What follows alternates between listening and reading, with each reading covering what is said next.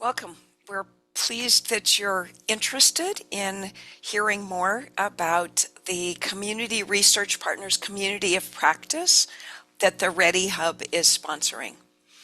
We have a few things that we want to cover this evening. My name's Debbie Humphries. I'm one of the co-directors of the R3EDI Hub with Luke Davis at the Yale School of Public Health. And I'm going to be introducing our facilitators shortly. Let me start by giving you a little bit of an overview of what we plan to cover. I'm going to say a little bit about what the R3EDI Hub is. I'm going to say a little bit about communities of practice and why we're interested in doing this experiment. I'm going to introduce you to your co-facilitators. I'll say a little bit about what a community of practice meeting will look like. Talk you through the application, the timeline, logistics, and then we'll have some time for Q&A if there are questions that come up. So the R3EDI Hub it stands for Rigorous, Rapid, and Relevant Evidence and Adaptation and Implementation to End the HIV Epidemic. All of those words really come down to how do we take the solutions to HIV prevention and treatment that we know work and make them bigger faster. In a nutshell, that's what implementation science is. And the R3EDI Hub is an NIH-funded center that is focused on accelerating adaptation and implementation of evidence-based HIV interventions. We know what works. How do we make it happen bigger and faster? The idea for the community of practice came about because it's a way, one of the things that is really important for implementation are the implementers on the ground, the people on the ground doing the work. The researchers are important for the measuring and for really being able to say what works across a lot of different contexts. But there's a lot of firsthand experience in the implementing partners. And often the implementing partners have connections to their local researchers, but they may not have connections to implementing partners around the country. People in similar positions facing similar challenges. And so communities of practice are creating a structured space for peer learning in a focused way it's not a gripe session. It's really about working together to take solutions that have worked in other places, to get feedback and input from peers, and together to take the knowledge that each of you have about making programs work on the ground and sharing that with other implementers around the country. The R3EDI Hub can provide some tools and technical support as needed, but you really bring your knowledge of the work, and we help put that together to create a synergistic learning environment. We are really excited to have two amazing facilitators. I first met Darius in the context of a project that I was doing in St. Louis, and we were looking for people that other people on the ground trusted. And the partner that we had said, oh yeah, you need to talk to Darius. And that was where I first met Darius. And Peta-Gaye, I think I first met Peta-Gaye in person at an community advisory board convening in Washington, D.C. in November of last year. And I'd come across her name multiple times before that. But in that context, I got to see the way she stood up, both metaphorically and for real to help to lead that community, to help to uh, share ideas and to provide her wisdom and knowledge in ways that were constructive and helpful for everyone. And so we're really pleased to have these two amazing leaders with us. And I'm going to turn it over to each of them to say a little bit more about who they are and why they're here. And then also they'll be they'll be leading the rest of the information session.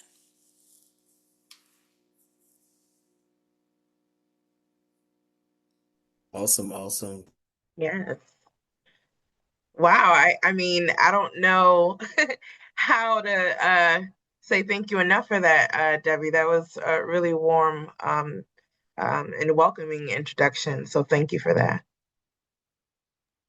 Agreed, 100%. I'm super excited to be in this space fully, especially, the number of ways in which this conversation impacts me, both as an individual and community, but as well as someone who's led the work and oftentimes found myself on an island. So being able to bring these different opportunities to everyone, and create a space that I know I needed as I've continued to do this work is really exciting and important to me. All right, we'll go ahead. Absolutely. I share a similar sentiment, specifically for anyone who is aware of the Ryan White program and how vast and connected it is. Coming into it, that work back really in 2005 as a freshly graduated psych major, just trying to navigate what career should look like, and then diving right into that world, um, coming across some really dynamic advocates, people living with HIV, working, doing the work to bring people into care and to help navigate through a care continuum that really was where is a best practice of care. There's a lot to learn, and just the way in which a community surrounded me in the work. It's a thing that I would love to share how that works much better than trying to silo this work.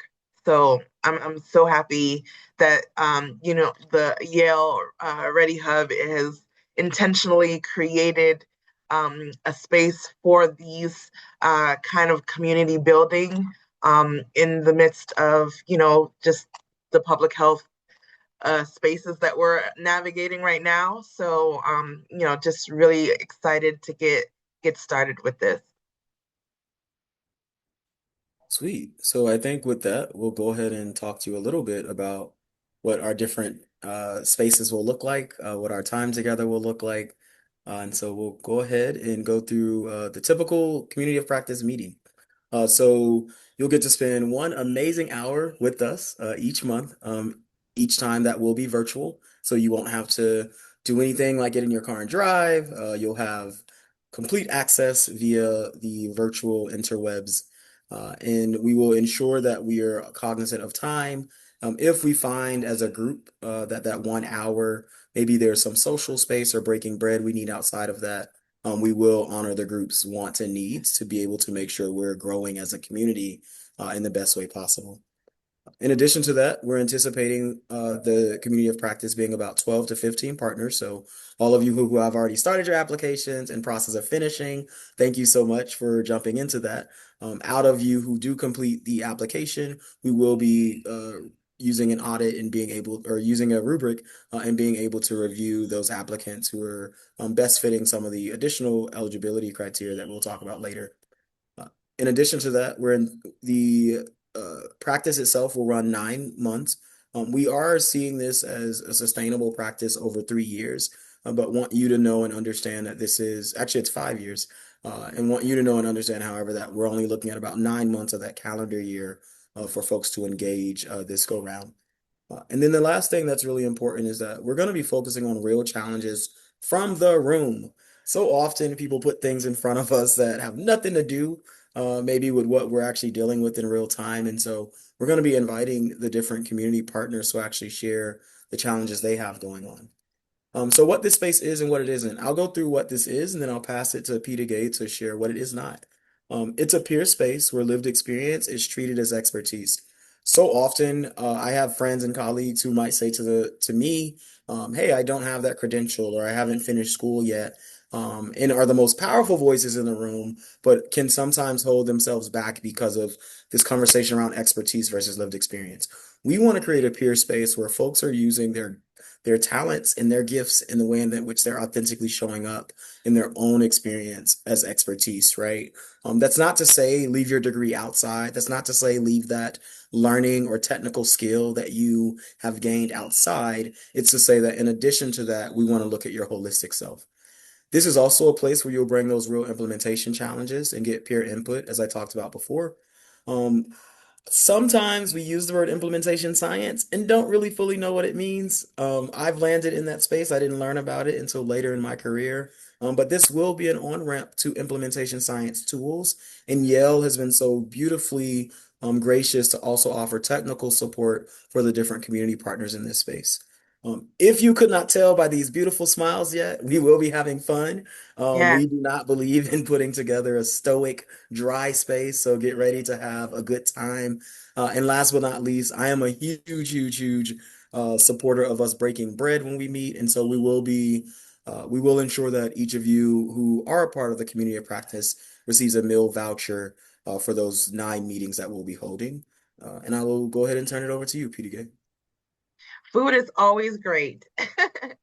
Right? Every Food time. is always great. We want no one to enter into thinking spaces with empty bellies.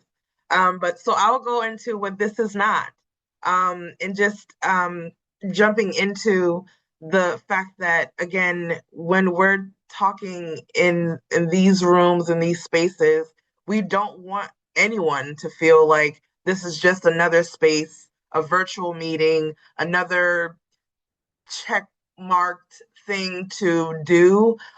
Really, this should feed you and your work. And so, and empower you, right? Get you amongst others who are living, breathing, doing, advocating this work, and also inspiring you in some way. So, this is not just a class, a training, or a credential that we want you to, look at it as. We want you to truly, if you were to walk into a job and have never ever gotten the prior person's institutional knowledge, right? But you're jumping in to something new, and now you're just being told to do it. And your do it is like, so you're really one of those that could benefit from, again, learning from those who are seeking mastery, right? Not quite there, but also just saying, I don't understand this. Again, Darius mentioned implementation science. It is a thing not to necessarily know on first hearing, but also doing. So what we want you to know is that you don't need to know the fancy lingo. This is a space where you're not expected to know research vocabulary. So I know that in the title, we have, research partners. However, your expertise in the work that you do every day is important here. And so we don't want you to come thinking that there is a hierarchy now of, expertise with high titles and all the things. We want you to feel well invited into this learning space. This is also not a one-way pipeline of Yale experts talking at community partners. This truly should be an equity space of everyone feeling, again, I'm going to use the empowered word, to, even if it is challenges, right? You learn through your challenges. And so when you come here, hopefully, with us amongst partners from potentially across the country, coming with their, experiences, their knowledge, their solutions, also there are challenges we want you to take from that. And so I don't like to hear my voice. I know I'm co-facilitating with Darius. I truly also am in this space to learn as well. You could be doing a thing for a while and you can also still learn. So I'm also looking to learn from you all. Again, I have primarily worked um, in Connecticut and a bit in New York, but I want to hear from someone in the Midwest who also is doing this work and also presented with public health challenges that someone else in the room or in the space can provide both of us. And so I think knowing that we're not just creating a space to talk at anyone attending. It really is community building in the most intentional way. What I will say is to credit this entire team that I've been fortunate to work with for the past few months in building out how we want to spend this time with you. It really is intentional in just how we're going to be working with you. So even in as you're processing how you navigate the application process, which we'll talk about in a little bit, we do want to hear from you what you want to learn so that we can specifically tailor this time with you. Your time is valuable, so we for sure want you to know and feel that every time we're in session. This is also not limited to people with prior research partnership experience. Again, this isn't a space of who has what, who knows more. This should be a collaborative learning experience, and we just want to ensure that when you come into the space, this is something you take away something every single time. And again, not just having us talk at you, that we're collectively approaching solution.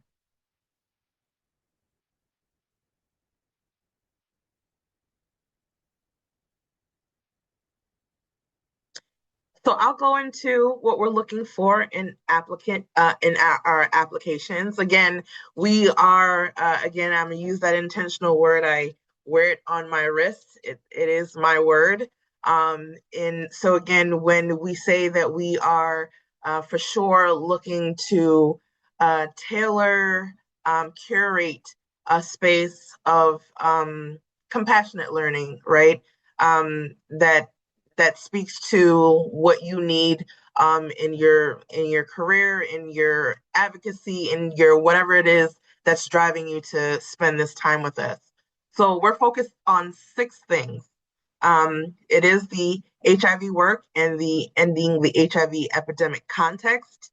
It's identifying specific implementation challenges, community engagement orientation. Again, one of the biggest things doing this work is engagement in the community.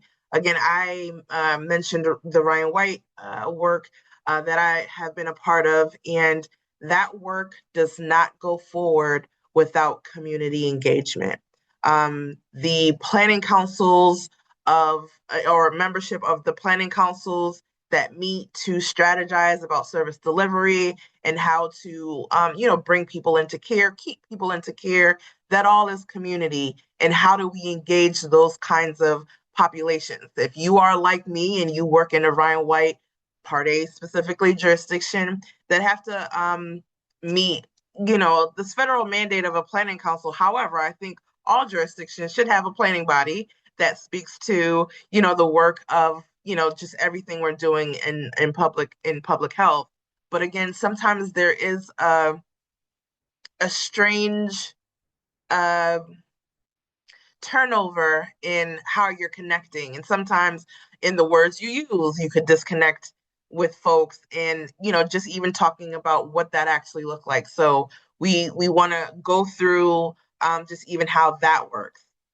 This is also, we're looking for readiness to learn from peers. Again, one of the best setups, I think, is peer learning. Again, going back to the previous slides, we do not want to be talking at you. Again, as a co-facilitator, you would also be my peer. in this learning space. So I would be learning from you as you would be learning from me. I'm an expert in what I know, but sometimes what I know is that I don't know enough. And so I implore all folks to know that we would be doing this thing together. Our fifth is readiness to contribute to peers.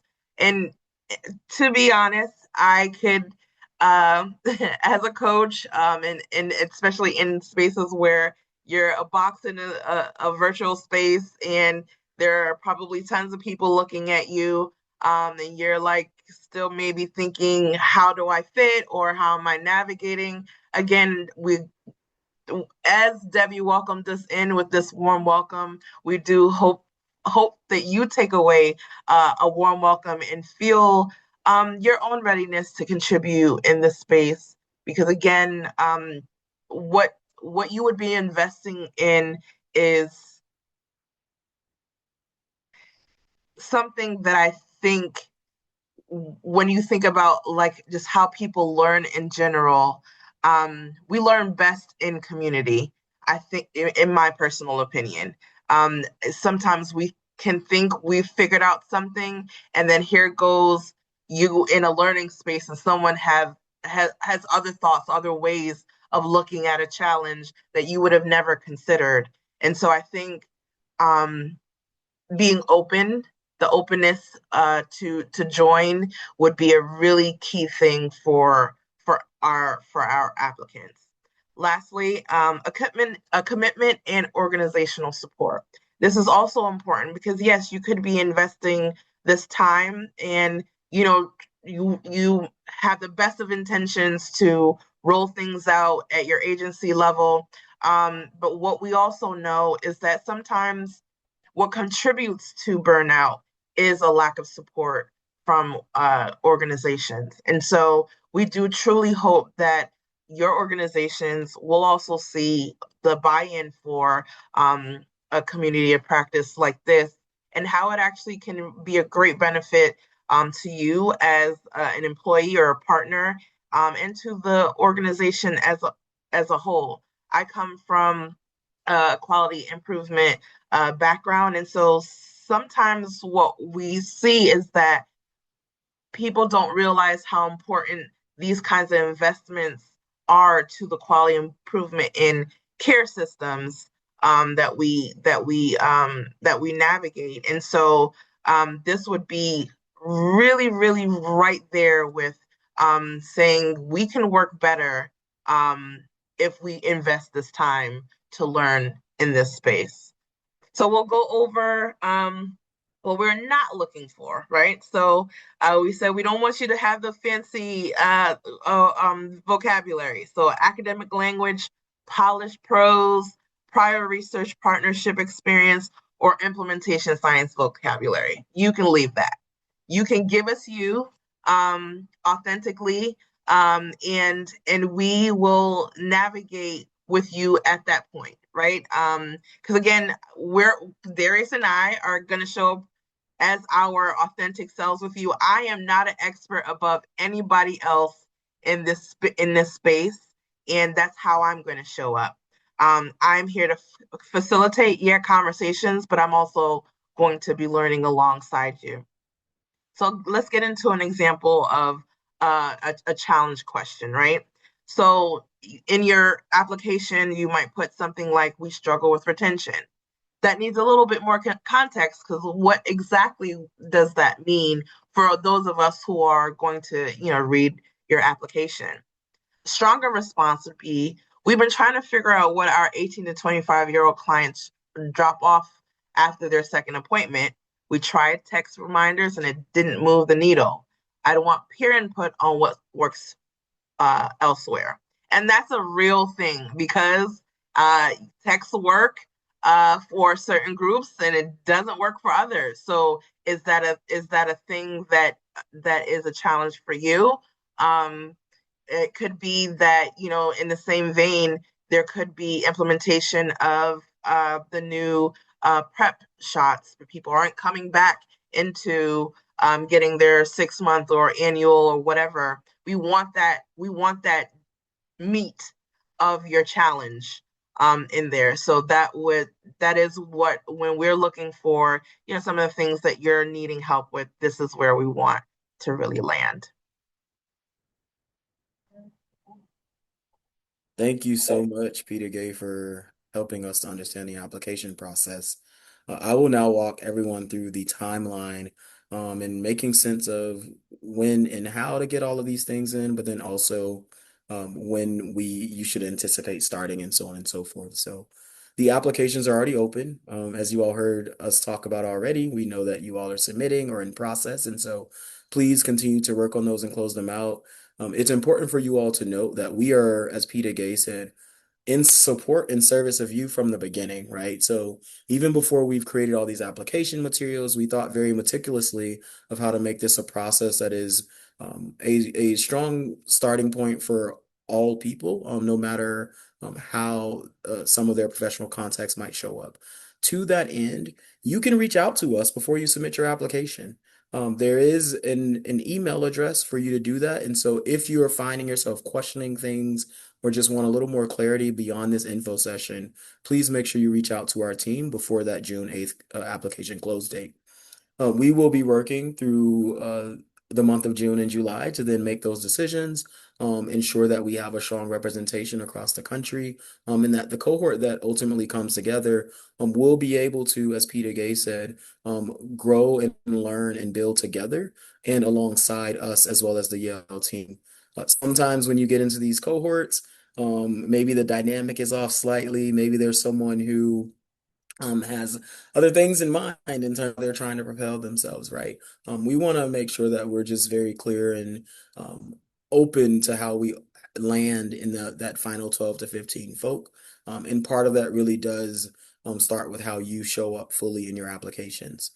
After we make those decisions, we'll anticipate the cohort will stop. I'm saying anticipate as if it may not happen. It will in fact start in September, and we will get the ball rolling for that 9-month experience together.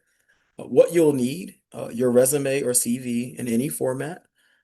You'll also need a letter of support from your supervisor, the person who sees your work mostly. If you don't necessarily have that language of supervisor, maybe it's a manager, project manager, coordinator, the person who directly works with you on a regular basis. It can be an email in terms of that letter of support. And so sometimes we get really fancy and put it on a letterhead. I know not every organization is ready for that or has that. And so if it just needs to be an email that you've downloaded or printed out and uploaded to us, that is completely fine. And then you will need about 30 to 45 minutes to complete the application. We've seen that folks have started it and we are anticipating you're like, oh, that's going to take a little longer than 10 to 15 minutes. So yes, please carve out about 30 to 45 minutes to do that. In best practice, and I've run into this myself, it might be more advantageous to get that letter of support from your supervisor before you go to complete the final application, as sometimes that is the thing that could hold up that final submission. It might also be advantageous for you to let them know that maybe the soft deadline for them getting that letter to you is maybe June 5th, right? So you can, the person you work with and just make sure that you kind of do the things you need to meet that application deadline. The different ways to respond as you get into the application, you'll see the different text boxes are available to you.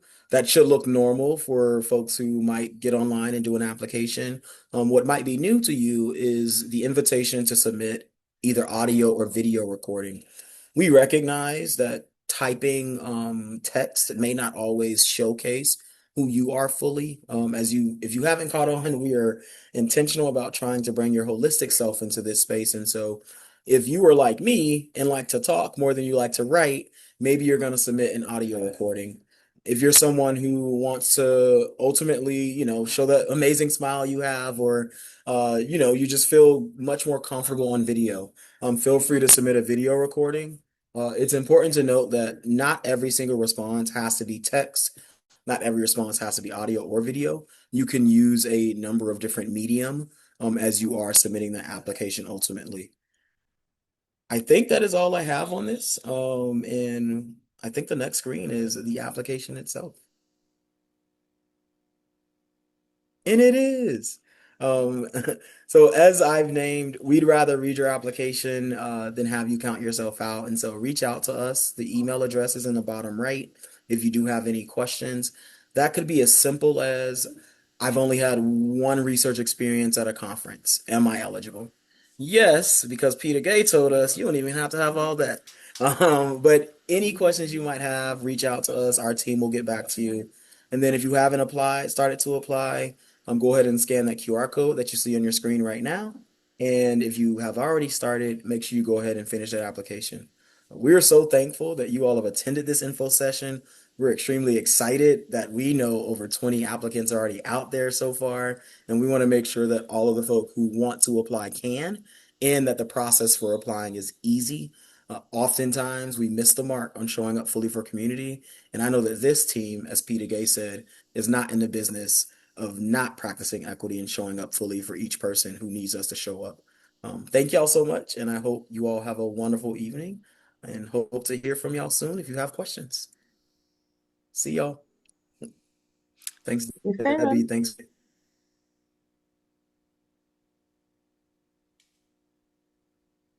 I'm like at the point where I know we can edit it, but maybe I should still be quiet.